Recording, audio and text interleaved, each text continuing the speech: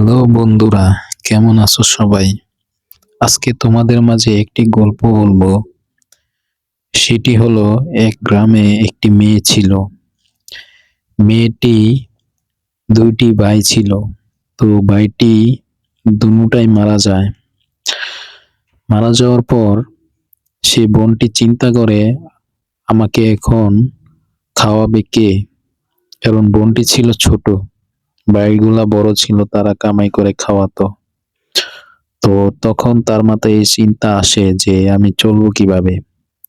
তখন সে চিন্তা করে, আমি পুরুষদের মতোই করে কাজ শিখব। কাজ শিখে আমি কাজ করব এবং নিজেও চলবো এবং নিজেও স্বাবলম্বী হব, ভবিষ্যৎ উজ্জ্বল করব।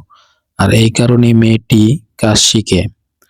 তখন সে কাজ করে এবং কাজ করে সে সফলতা অর্জন করেছে। সেটার ভিডিও আজকে আপনারা দেখলেন।